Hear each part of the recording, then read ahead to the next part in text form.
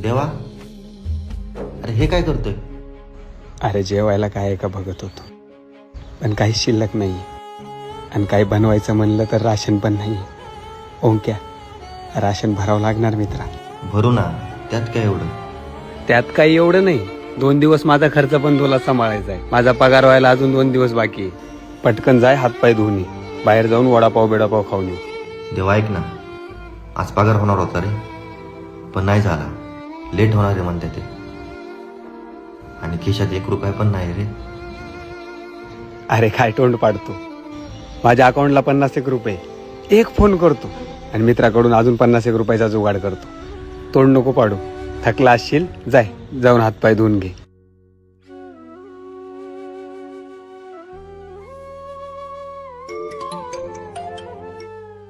Hello.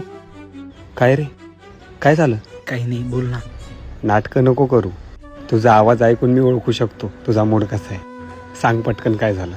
काय करू समजत नाही हे यार. आपण आपलं गाव सोडून, घर सोडून शहरात जॉब करायला आलो. एवढे कष्ट करतो, पण जबाबदाऱ्या आणि या शहरातला खर्च, पैसा कधी येतो आणि कुठं जातो काहीच कळत नाही.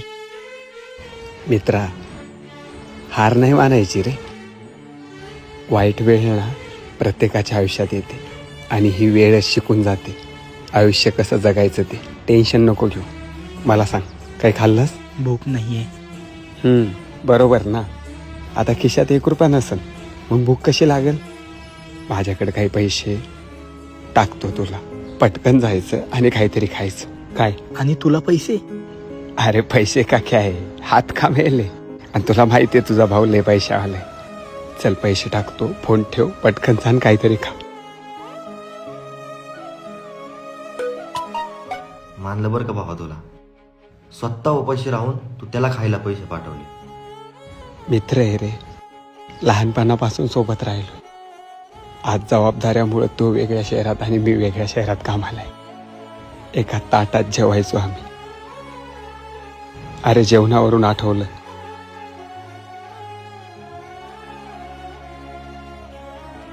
इथं आपल्याला जेवणाची ताट तर नाहीये, म्हणून आपण एका ताटात नाही जेवू शकत, पण एका बिस्किटच्या पुड्यामध्ये दोघांची भूक नक्की भागू शकतो. सुकलेल्या भाकरीला पाण्यासंग खाऊ गाड्या, पाऊलं थकलं